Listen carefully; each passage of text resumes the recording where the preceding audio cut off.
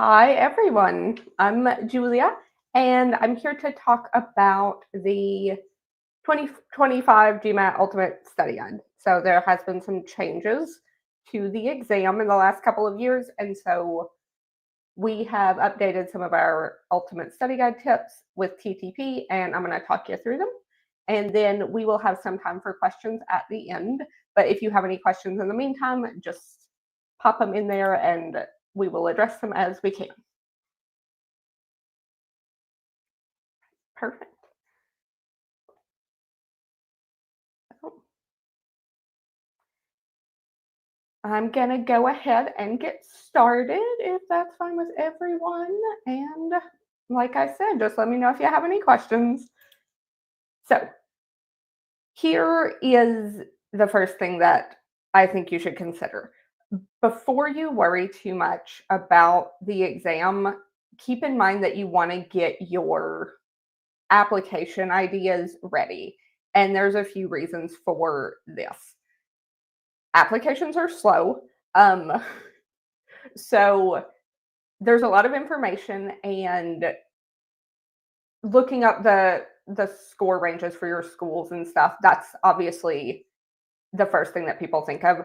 But there are other things to consider. I know that I thought I had pretty good notes for schools I was going to apply to, but I noticed after I took my exam early in 2024 before applications had reopened, and there was not a ton of information about the applications while they were not open. So while they're open, they have the deadline dates and you can get a good idea and make note of them.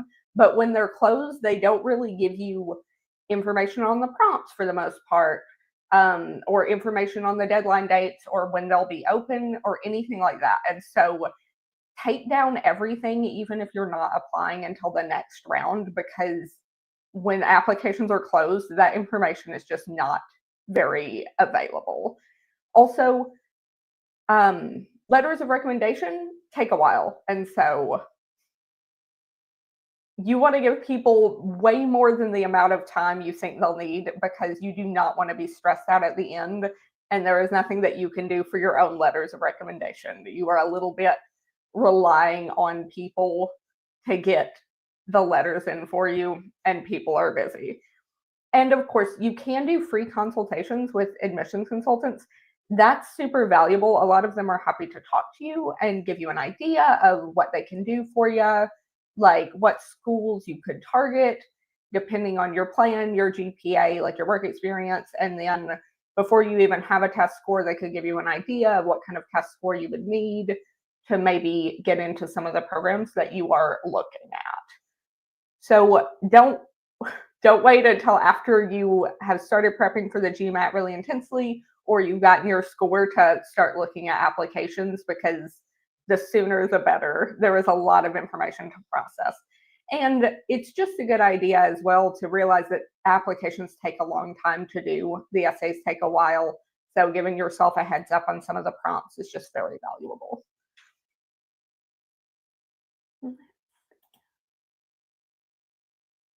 So we're trying to get an idea of, we want to get a goal score for our GMAT, and we don't know how far we've got to go.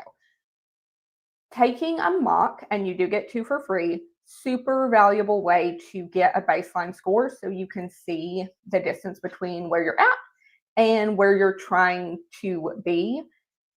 But I would not take your mock test cold, like with no preparation at all, because the GMAT is a bit strange. And if you don't understand the format or the question types at all, then you're going to get a really low score just because of lack of familiarity. So I do recommend that you take 10 or 20 hours to familiarize yourself with the format, with the types of questions. You could even like do a practice question from each sort of category just to make sure that you understand, because even if you do prep a little bit before you do that mock, there's still going to be some stuff that you don't quite understand or have a feel for. That's part of doing the mocks. But you don't want your baseline score to be extra artificially low because that might be discouraging for you.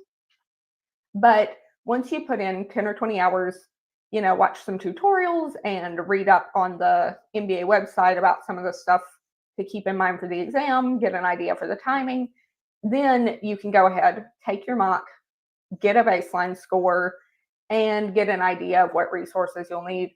One more thing to keep in mind with the baseline score, these sections are 20 to 23 questions, and they're not going to cover every single thing that you're going to run into. They are not comprehensive. So don't take it over the top seriously. It's a good idea to get something so that you know where you're starting from, but don't hold it up as like your gospel of studying. Like if you miss one question on reading comprehension, method of reasoning, anything like that, don't think that that's where all of your study resources need to be because it's just one question. It might have been a lack of familiarity.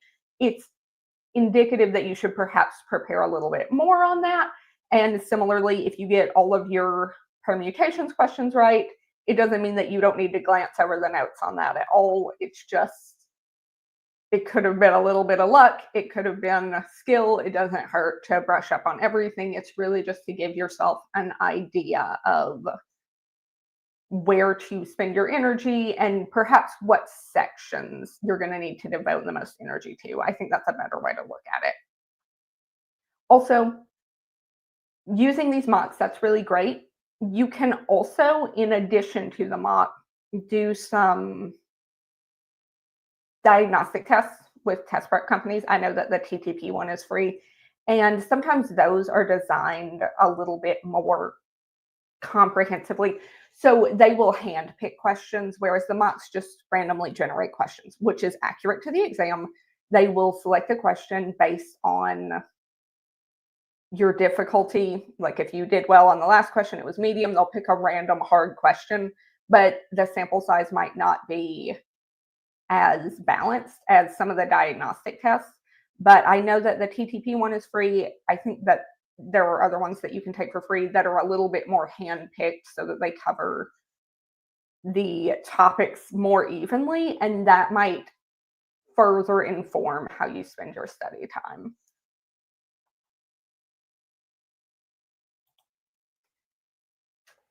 Setting a score goal. So average scores at your target schools, that's something to consider.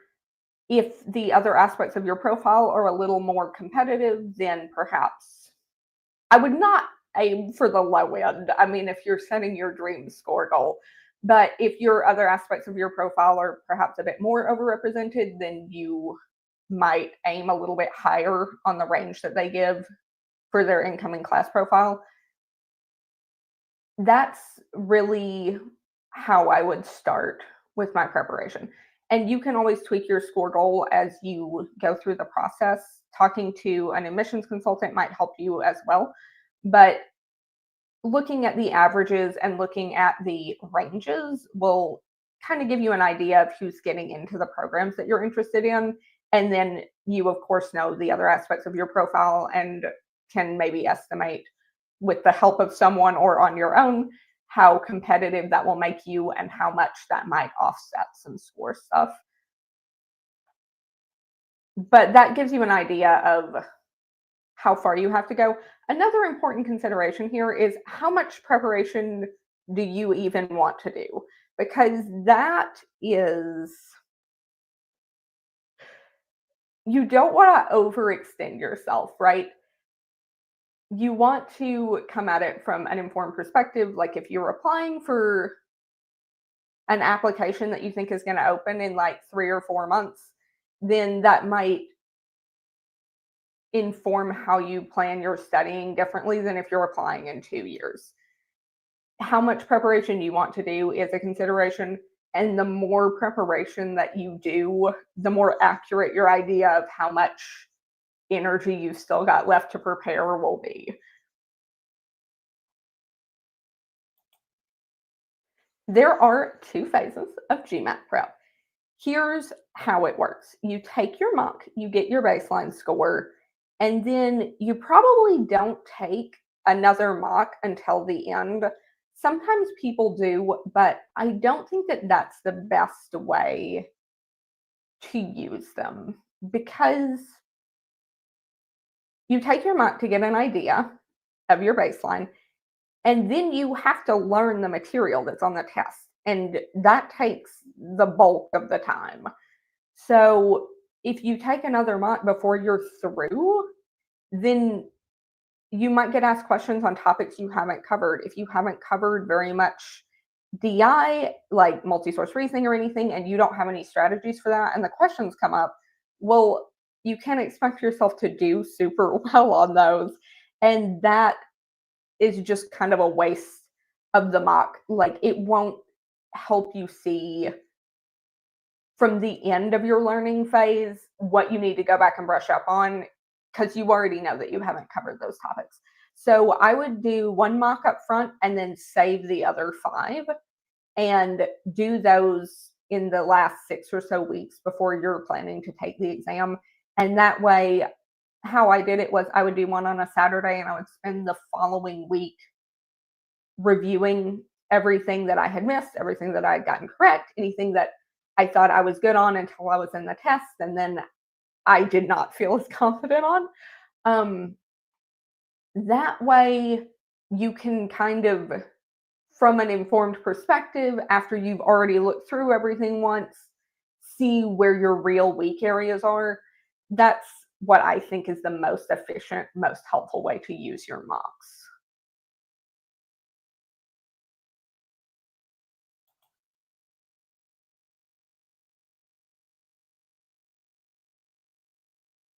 So the most effective way to prepare for the GMAT, I do think mastering one topic at a time is the best way to do it.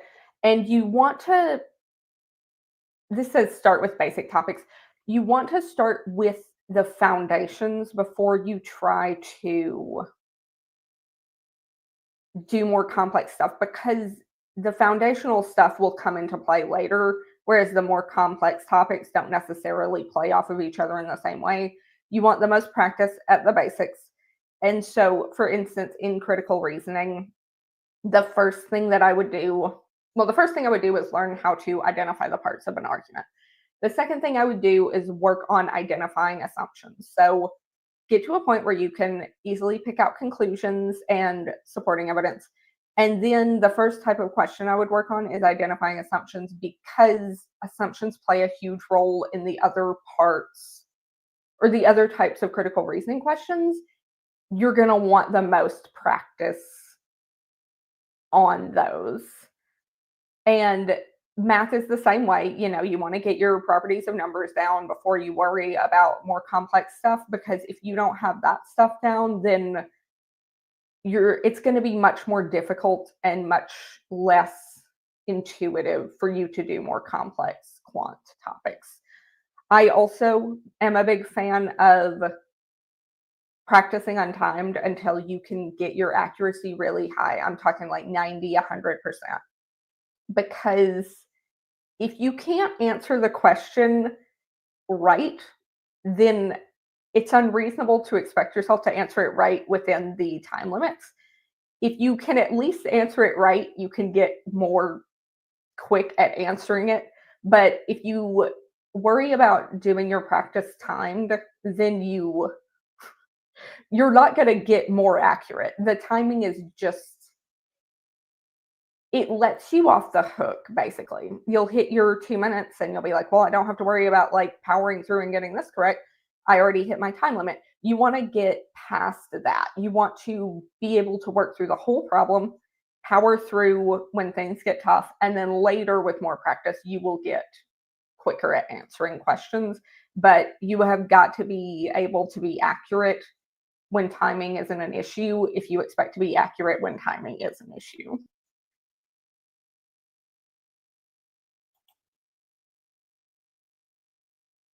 Master quant and verbal before DI. Here's why. DI is just quant and verbal with some graphs and stuff thrown in.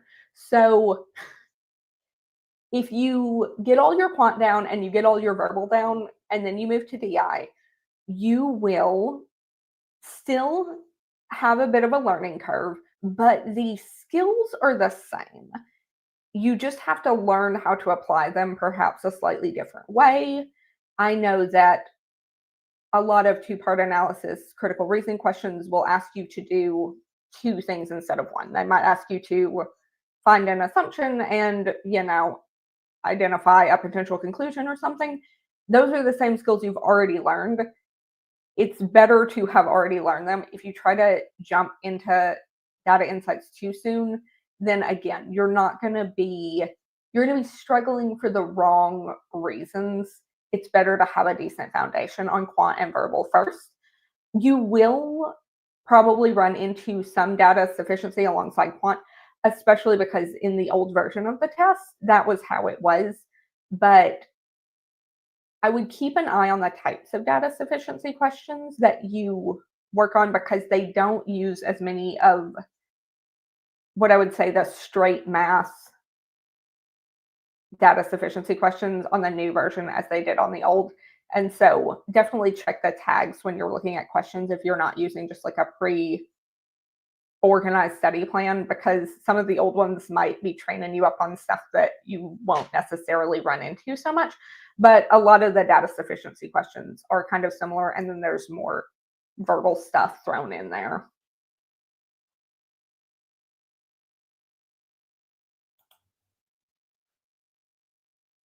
Keep topics fresh in your mind.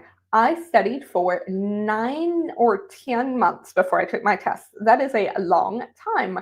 You will forget stuff if you don't refresh periodically if you're studying for that long. Honestly, if you're studying for 3 weeks, if I studied for 3 weeks, I still would have needed to refresh because if it's not right in front of me, I'm not thinking about it.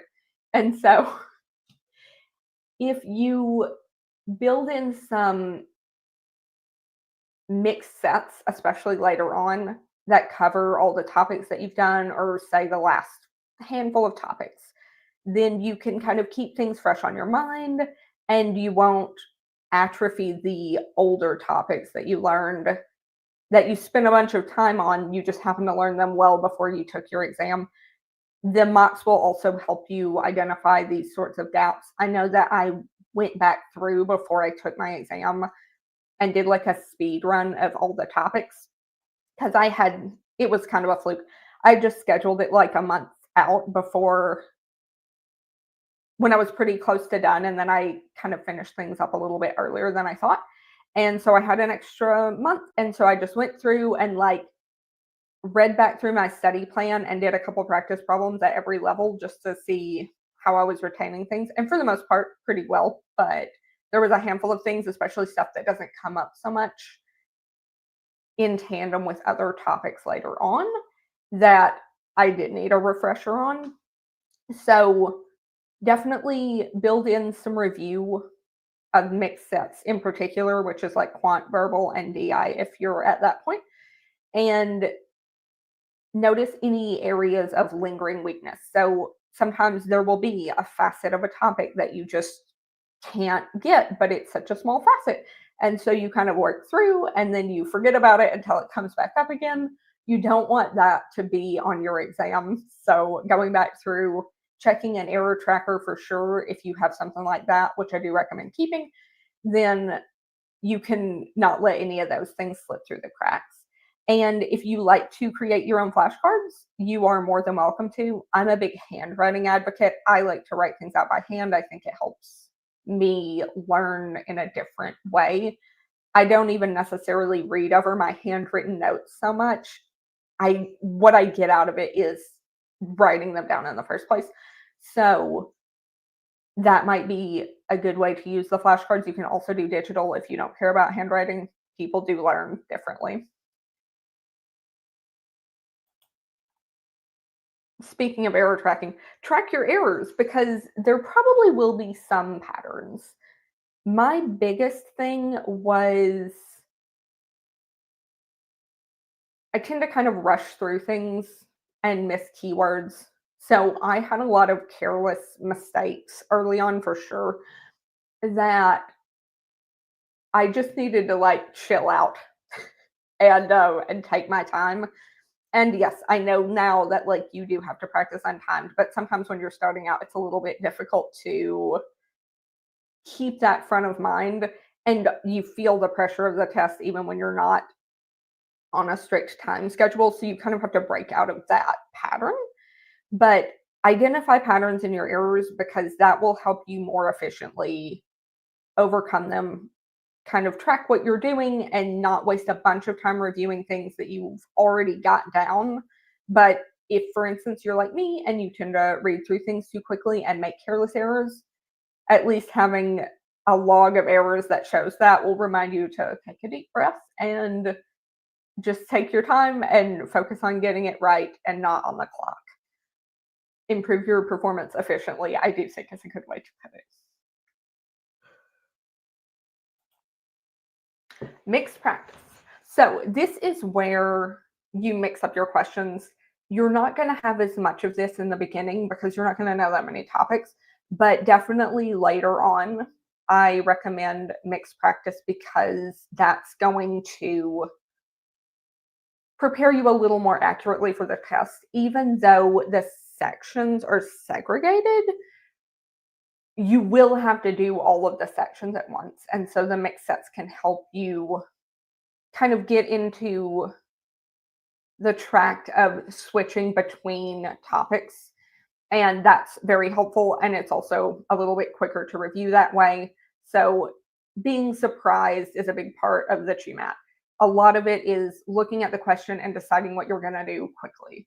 And the mixed sets can help you practice that skill because a lot of the study plan prep that you're going to do, or at least it was my experience with the self-study plan, is they'll teach you a topic and then you review questions on that topic. So you kind of know what to do with the questions at that point because you've just learned. It's not much of a mystery and you're developing the skills. But with the mixed sets, it's more looking at a new thing out of context and then deciding what to do. And that's a very valuable skill to develop.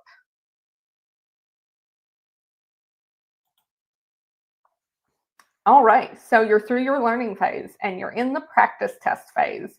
This is reiterating what I mentioned earlier. I would take all 6. Some people don't. I know that they aren't the funnest way to spend your weekend, but mock exams offer invaluable insight. It is the most accurate practice you're going to get for the GMAT, the mocks. For sure, hands down, they use retired official questions. The timing is there. You have to pick your section order. That is as close to the real thing as you're going to get. I would take one I did one a week. You could do maybe one every 4 days. I was working full time, so I had a little bit less time, but sometimes people are preparing full time, so 4 days might be plenty. I would review my mock questions a few times before I would move on. So I would look at every question. Obviously, the ones I missed, I would go and figure out how to solve those. Usually look at a couple of different ways to do. So sometimes it was just that I couldn't figure out how to start and I just stalled out and that's why I missed it. Sometimes it was that I tried an approach and actually that was not the most efficient approach. So looking around, especially on the message boards and seeing different ways that people tried to solve them is very helpful because they might have a way quicker method or just a method that you prefer that you vibe with a lot more.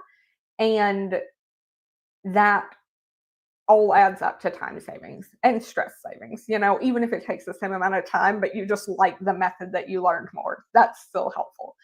So give yourself plenty of time. I reviewed the questions more than once. And then I also, any topics that came up that I was like, I felt good going into the exam, but when I was in there, they felt like they abandoned me or I didn't feel like my skills were up to snuff. I would go back and kind of brush back up on that and do some other practice questions until I felt a bit more confident. That's why you don't want to rush through your mocks. Take time with each one because if you just rush through them, you don't really review your questions, you're not going to get as much of a score increase between them. And other side note, My scores on my mocks did not increase linearly. They it was a bit of up and down because day to day testing experiences are different. Some days you are more stressed, some days you slept better. There's things that aren't as in your control that might affect your score. I mean, 40 points either way is commonly said to me. And so don't be sad if you take a mock and then you take the next one and your score doesn't go up or it goes down. Just take the one after that and see how you're doing. If your trend after that isn't kind of trending upward, then you might look at how you're reviewing and try something else. But for the most part, I trended upwards. So my lowest mock was my second one, and my highest was my sixth. I would also take all six. As I mentioned, here's the deal, you can rush into taking the GMAT, but if you're not ready, it's a lot more expensive to take it multiple times than it is to just work through all of the mocks. I would just go ahead and get all the practice. Even if your first two scores are within your goal score range, I mean, why not just spend a couple more weeks doing mocks unless you're really up against the clock, just to make sure that you're comfortable, just to get exposure to those extra questions. I think it's worth it. And then if your score isn't increasing, there's always some reason that you can identify and address. That can be straightforward and just not something that you are super enthusiastic about spending time on working on. It can also be a little bit less straightforward, but if you spend some time, you can probably figure out a reason why you're having problems with your score.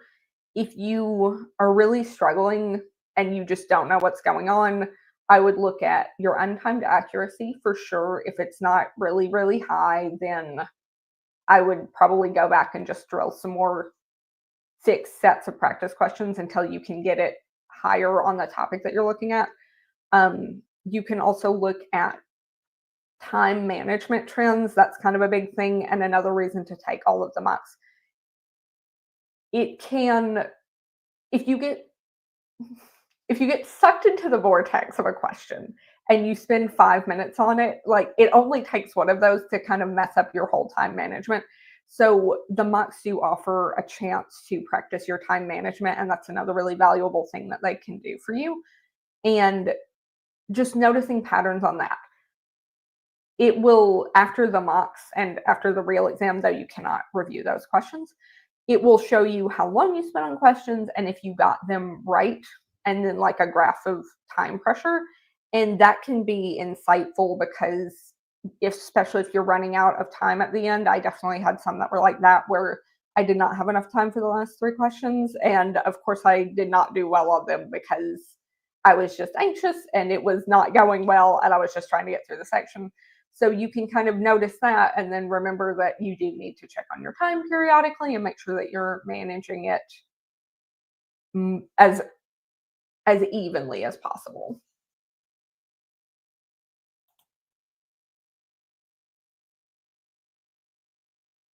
So, this is a thing that I notice a lot with people. Schedule the test when you're ready or have visibility regarding when you'll be ready to achieve your goal. People will schedule their test as a way to motivate themselves to study for the test. Don't do that because prep might take you a lot longer than you thought. And I don't think that you can easily reschedule the GMAT. So you might just have one that you have to burn. There are some caps on how many times you can take it, though they're pretty high. But there's also caps on how many times you can take it within 1 year. I think it's still pretty high, but I would not take it extra times where you're not prepared. It's just not worth the money or the trouble. Wait to schedule your exam. Now, I will say that where I'm at, there are two test centers that offer the exam, and there was pretty good availability. I still scheduled mine like a month out because I was worried that they would not have any availability. I do not think that the worry was warranted. If that is not the case for you and there isn't very much availability or you do have to travel a lot, then even more so, I would wait to schedule your exam because you're not going to want to make a long trip twice or take time off of work twice. Wait until you're through your learning phase and at least like doing decently on your practice tests before you put your exam on the calendar, because even like your level of confidence can have a major impact on how you score. So giving yourself plenty of time, even if you don't learn any new things in the last couple of weeks, might just give you time to like relax and feel confident and not be so worried about forgetting things. Preparing for the GMAT may take longer than you expected. It certainly did in my case. I did not know how long it would take. I had definitely read on the message boards that people would spend a month or two. Like I said, I spent 9 or 10 months. It's different for everyone. I also wanted to I didn't have a baseline score, and I had never taken the test before I took it and got my perfect score. And so I just studied like every topic from scratch. That added a bit of time. I also started studying the old version because that's all that was offered around me when I started studying. And by the time I was done, they no longer offered the GMAT Classic, they only offered the Focus. And so I ended up studying a lot of sentence correction and stuff that isn't even on the Focus. But give yourself plenty of time because things come up. I mean, it could be a busy season at work, and when you made your study plan, you had 30 hours a week, and now you have like 5 hours a week. There's a lot that can change in a season, and so just give yourself plenty of time to prepare. And if you have to apply next year for schools, honestly, not that big of a deal. It'll be all right. You're better off getting the score that you want than rushing. Expect some ups and downs. Yeah, some things are going to be easier and intuitive, some things are not going to be as easy. If you view it as a way to practice like the anxiety that comes with test taking and the natural like ebb and flow of skills, then I think that will be a little less discouraging than if you don't. Because even like I said with my mocks, my second one was my lowest score. That was discouraging, but that's also part of the process. You will definitely have better skill areas and worse skill areas. You will definitely have days where you're doing better and learning things well, and days where that's not the case. Just be patient. It's about trending upward overall. Trust the process and motivate yourself by noticing how much you are improving. I think that that can be good. And that's another reason that I recommend like reviewing your questions that you missed, obviously, to see if you can do better, but also review the questions that you got right to make sure that you got them right for the right reasons, but also to see all the things that you know, because you are learning things. It's just the payoff isn't until the end. And so you have to kind of actively remind yourself of how much you're learning. Effective preparation works. I do agree with that. Basically, the more well organized your study plan is, I think the more you're going to get out of it, the more efficiently you'll be able to prepare. Let's see. We do have a few of these, and then a nearby might chime in, but we do have at Target Test Prep a number of excellent scores. I personally use the self-study plan. I got a perfect score. I feel pretty good about the program.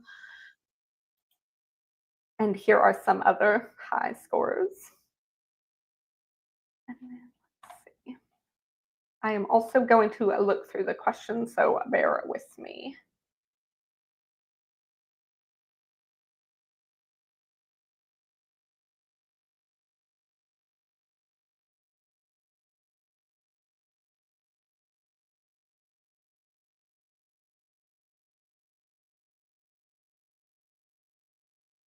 I'm not sure on this one about the verbal webinars, if you could clarify.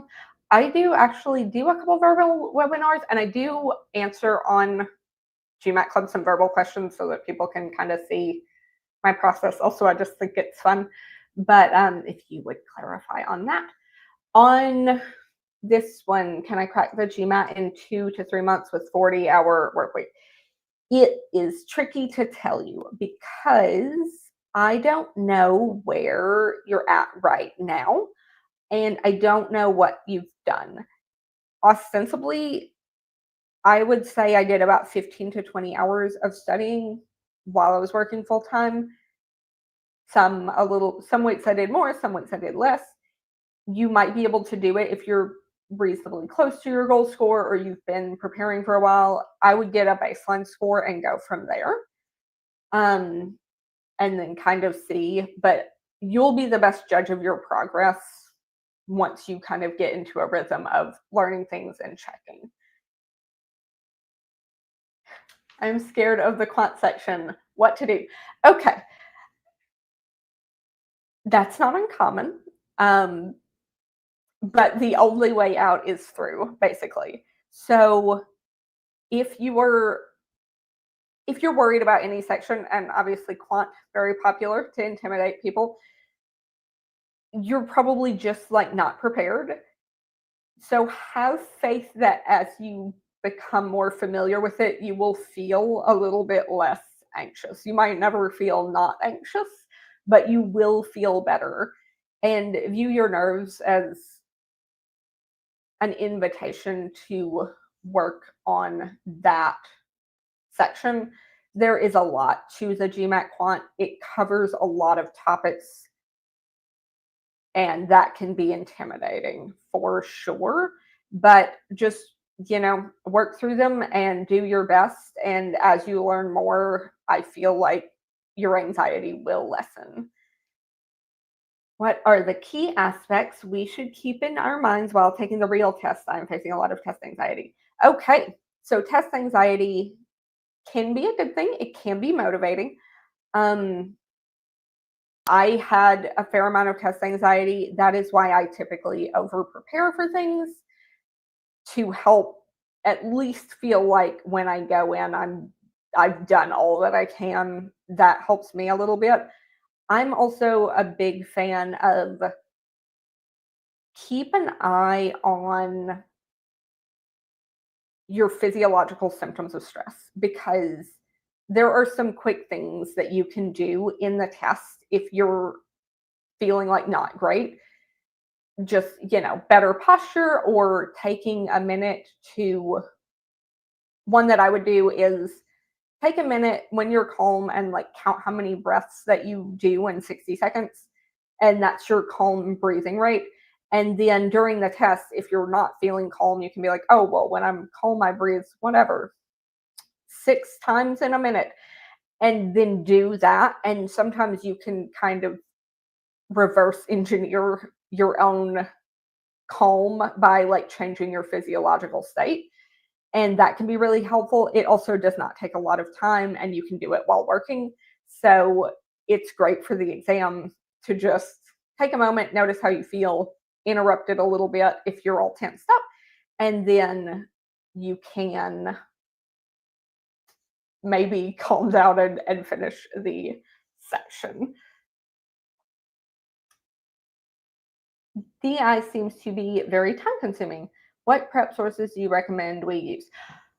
I basically only use TTP in the mocks and a little bit of the official material at the beginning, though I don't think I got to the DI. But I would recommend, obviously, I liked the TTP self-study plan. That was good. And that fit well into my life while I was working, which was the most valuable thing, or one of the most valuable things. I like the topics and the layout and stuff, but I also like that I could do it on my phone if I had to, if I was like waiting in the doctor's office, or do it whenever I had time. Like if I had time in the morning, great. If I had extra time to review later, great. It was very portable. That's the more time that you spend on things, the more you are going to get out of it up until a certain point. And so having it available is one less hurdle that you have to cross to do some extra studying and review. And I think that that's really valuable. Ultimately, what's going to work for you, only you will be able to know. So look through the DI resources. And again, a lot of DI is like filtering out what you don't need. And so the better your quant and verbal base is, the more confident you are in quant and verbal, probably the more you'll be able to kind of sort through what information is important and what information is not as important. And there's a bit of a trick to it that you can really only get through practice. But I would say for multi-source reasoning, one of the things that I would do, because it's such an info dump, is look through the headlines of every tab and then like look through what the axis labels on the graph and then read the questions, and anything else I can probably find at that point. But knowing where to look for information is how you're going to use that time most efficiently. How do we manage time on the GMAT, please? I always seem to have to rush the last 4 to 5 questions. So it's, again, kind of a practice thing. But what I recommend is find the right balance of how often to check the clock, because checking the clock does not take super long, but it does take time and you do not have a lot of time. So I would usually check every 5 or so questions, or especially if I was in the middle of a question and I felt like I had been doing it for too long, that's a good time to look into it.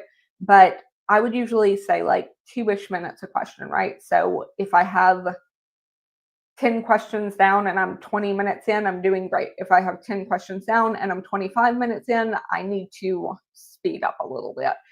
And you just kind of have to find how often you want to check the clock. Every 5 works pretty good for me, because more than that would just be like extra time that I don't necessarily think is worth the extra expenditure anxiety. But less than that, and I do not know where I'm at in the clock, and that does not lead to a good scenario. I have been in your situation where I had to rush the last few questions many times on my mocks. It is really, you just have to practice your way through it and find the sweet spot. How much did I score? I got an 805. My experience was pretty good. I mean, I got a perfect score, so that was nice. The test itself wasn't that bad. I had like a pretty good morning before I went in. I think that was really helpful. And then obviously I didn't get any wild card questions that were just out of left field. The more you prepare, the less likely you're going to run into stuff that you don't know anything about or don't know how to approach. So I prepared a lot, and that certainly helps. But it is kind of a balance. And I would also say it's easier to get from like a 555 to a 605 than it is to get from like a 705 to a 755, because the more niche the topic is and like the harder the questions on it are, the more they are worth. So it's definitely kind of a bell curve situation. Let's see here. Yeah, sleep is like, test anxiety is real. I scored a 655 on 3 hours of sleep. Now I'm just anxious of not getting enough sleep. So that's kind of a big deal about the last couple of weeks. And one thing that I recommend for that is to just really chill out on prep and focus on your sleep hygiene and like taking it easy. You know, try to get your stress under control as much as you can. Maybe you'll probably, if you're like me, I backed off of my studying quite a bit the last week for sure, but really the last 2 weeks, and just kind of like spent time doing things that I enjoyed. I wouldn't go out and like party super hard necessarily, because that might do more harm than good. But you know, the time that you've been spending on test prep instead of knitting or whatever you're into, um, go back and knit, you know, do something that is rewarding to you, and maybe that will help you like manage your stress. Now, I also know that having a big exam in the morning doesn't necessarily lend itself to restful sleep. And you just have to do your best to factor that in. It's tricky, but if you take a couple of weeks to practice, I feel like you'll have better results at least than if you didn't take any time to practice your sleep hygiene. It's just you got to make the best of it. Let's see. And I think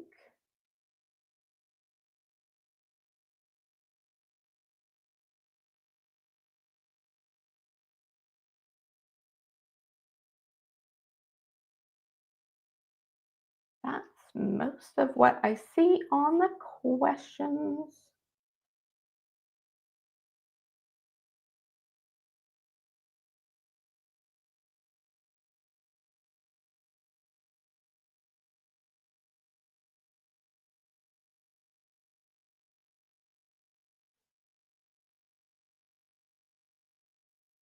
What would I consider a decent score? That's hard to tell. It's mostly based on what programs you're looking at because, some programs a 655 is great and some that might not be very competitive. It's balanced a little bit with the rest of your profile, but you know what programs you're looking at. And so that's one of those things that you're probably in the best situation to answer. And then if we feel confident, how much time in advance would you say to schedule the test? Does it take long to schedule? In my experience, no. It did not take that long to schedule. I just did it online and they had availability, I would say, like a couple of weeks out. I ended up doing 4 weeks out, but that was just me being extra cautious. I probably did not need to do that. And also, some of that is like if you need time off of work, how long do you have to ask for that off? Because that was kind of a determining factor for me. But it doesn't take long to actually schedule the test, it takes like 10 minutes. But the availability of testing, in my experience, there's usually some that's fairly soon, but they don't always do them on the weekends. And so that was kind of a thing for me.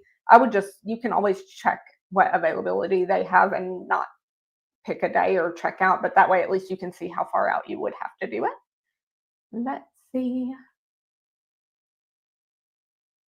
Oh, thank you for your response. I am a huge fan of practicing yoga. I am also a huge fan of practicing yoga. So here is a thing that I did that I think was helpful, and I don't know if it would help everyone, but before I went into my exam, I woke up early and I like made breakfast and it was an apple with peanut butter. And then I like took a few minutes to meditate and I also did some yoga, and here is why. I am such a fidgety sitter. Like I do not like to sit for very long, and I was going to have to go sit for several consecutive hours, and that in and of itself stresses me out.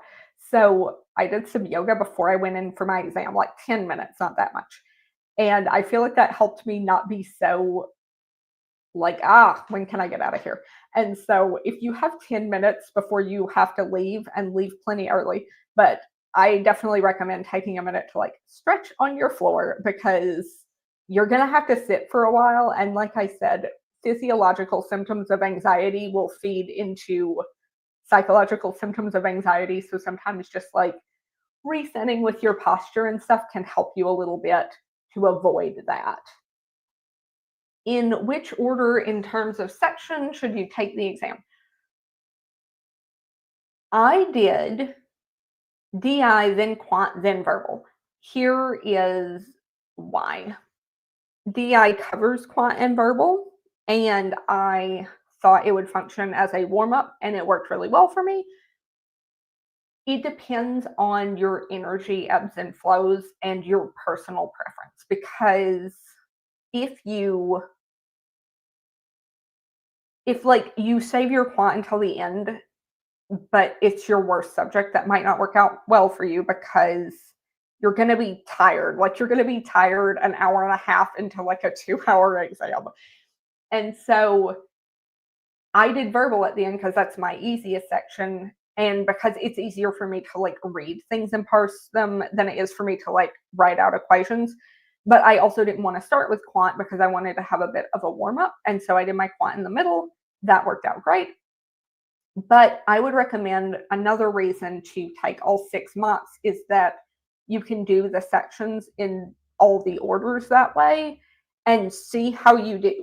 Like, do one order and then do a different order and see how you felt for sure. And also just see how your score is impacted, because I do think that order can have an impact on your score, and how you do on different things, how you feel about them, how you react to them might it might be beneficial to take some time to like play that to your own strengths, but it will take a little bit of practice to figure out how to do so.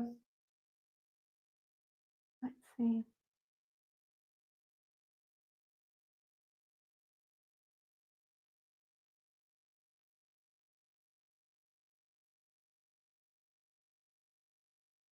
Okay. After reviewing the incorrect questions, what can we do to ensure that we don't make that mistake again? You can, I would definitely recommend like learning some different approaches to answer questions. And also, one of the reasons that I would take a week to review my mocks is that I would look at what I did, and then I would like see my notes and how I tried to solve the problem. And then and then I would see how the right way to solve the problem was. And then I would give myself a couple days to kind of forget what I read. And then I would try the problem again to see if I did it the correct way or if I did it the same way again. And then rinse and repeat, because you want to get into the habit of doing it the correct way. But you can't just like review the correct way and then go do it. Of course, you're going to remember the best approach at that point. You just saw it. So you have to give yourself some time to forget what you did and then go back in a more fresh sense and see how the question triggers your actions. And if it was in the way that leads to the right answer or the way that leads to the wrong answer. Let's see. How did I stay motivated? It's hard, but you just kind of have to take your wins where you can get them. So I would have built-in rewards for portions of my study schedule. And I would also say having a good study plan is really helpful in that way, because if it's organized, you can kind of see what a chunk of progress looks like and build in a reward. I would have like going out to the movies or whatever, anything that you enjoy that's a reward for you. I would build those in periodically. And also, don't focus all of your rewards on quantitative achievements. Like, focus on progress, because if you're like, oh, I'm not going to go out until whatever, I get like 15 hard questions in a row right the first time, then it might be a long time. And if you have too many gaps between motivators, then that can be discouraging. But if you're like, oh, if I study for like 3 hours a day, 4 days this week, then I'm going to take Saturday off. That's a lot easier, because you can study for 3 hours a day and get a lot done, or you can study for 3 hours a day and not get as much done. But all you have to do is like meet the progress goal. So having progress goals, I think, is helpful for motivation too. The webinar will be recorded. You're facing a lot of time management issues while dealing with the test. You are totally lost. Okay. Practicing untimed is the first step, which I did mention.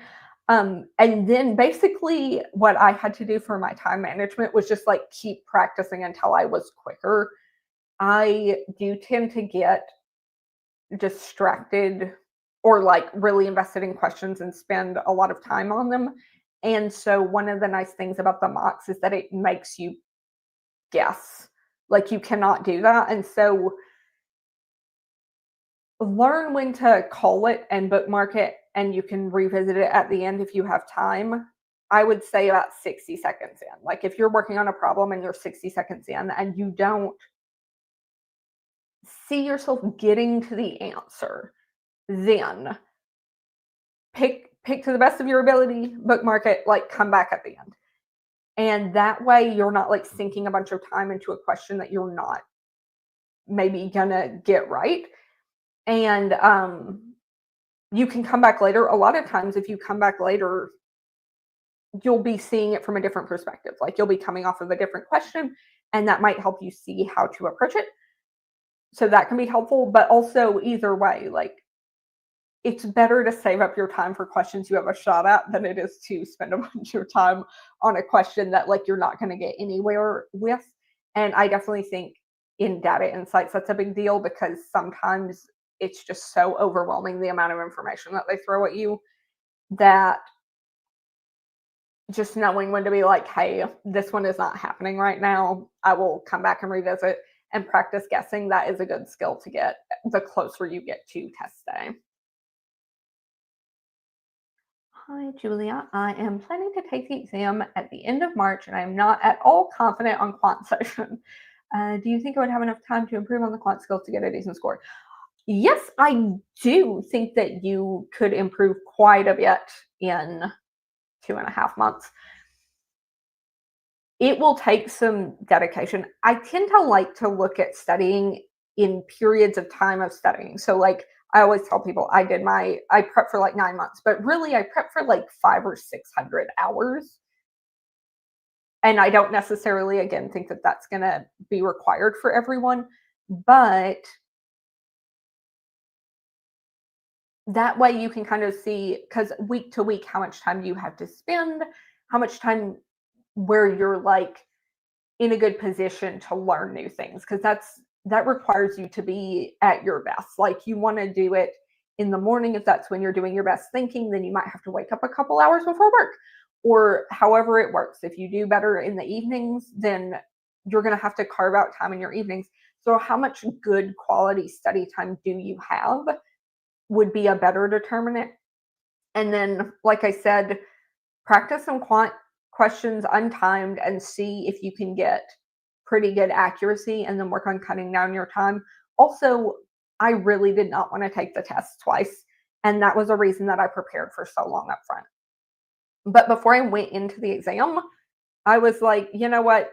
I'm fine. Like, if I have to redo it, that's okay. Like, just let go of some of that pressure that you put on yourself. So, if you're taking it at the end of March and you did the best between now and then on the quant and you still don't get your score, then don't be afraid to like take it again.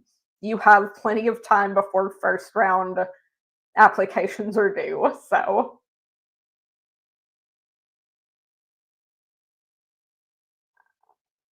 all right. I think that was all the questions. Did anyone have anything else?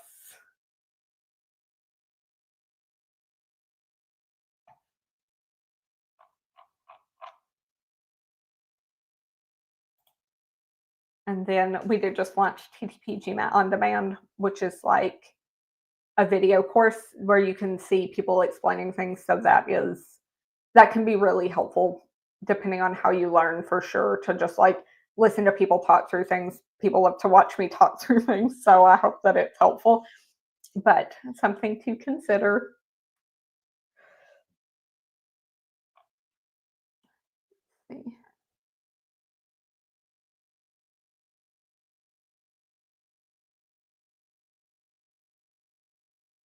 Oh, how hard or easy was it to score an 805? So it's, I mean, it's like hard work to prepare to score an 805. Um, but it's also a little bit of luck. Like, are you going to have passages that you're interested in or passages that you're not interested in on rating comp? Are you going to have quant stuff that you have consistently just been knocking out of the park or not?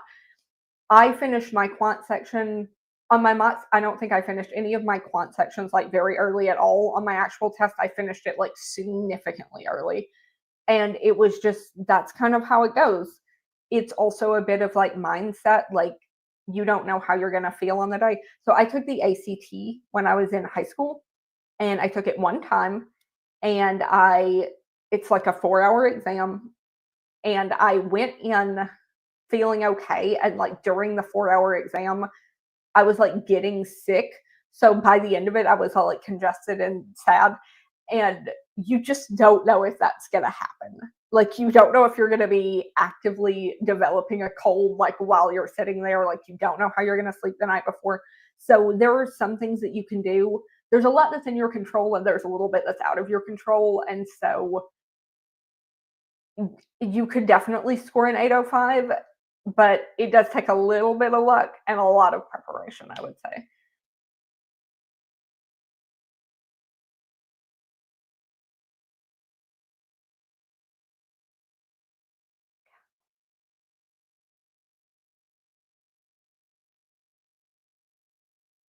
In reading questions, how long should you take to read the passage? It kind of depends.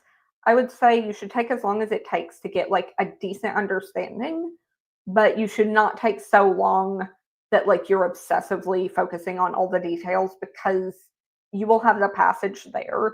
And again, it's just kind of a practice to find how long it should take.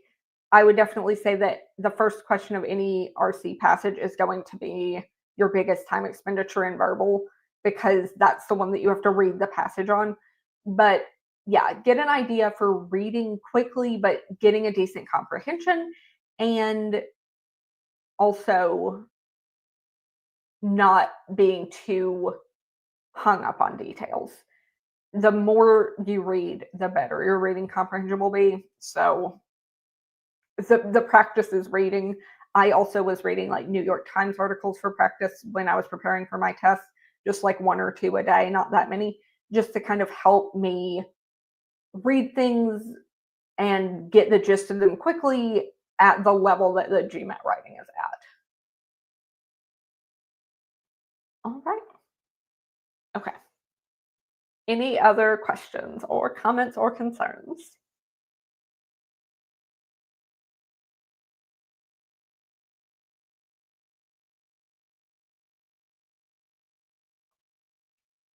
Okay, I believe that that is our time. So I guess we will wrap up.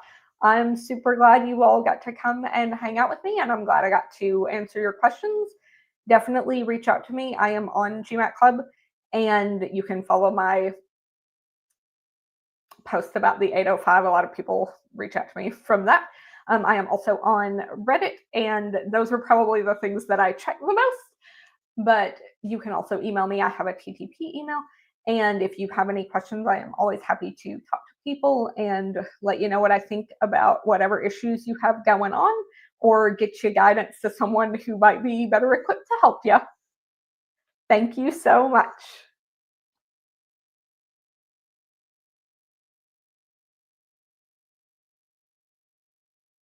Oh, all right. Oh, sorry, one more question about quant. Um, Sometimes the quant questions on TTP are a little easier than what I'm seeing on the actual practice exams. I will say that the quant questions on TTP, the hard ones, were harder than anything I saw on exam day, but they weren't necessarily harder than anything I saw on the mocks. Though the hard tests that are like several questions in a row are just absolutely brutal. And so if you can get through like the TTP hard quant, like chapter end exams, then the GMAT is not going to give you 15 or 17 hard level quant questions in a row. That is very valuable practice. But for the most part, I would say the TTP questions were pretty representative. The hard questions were pretty hard. And I didn't run into anything as hard as like a TTP hard quant test in my actual quant session. Okay. Bye, everyone.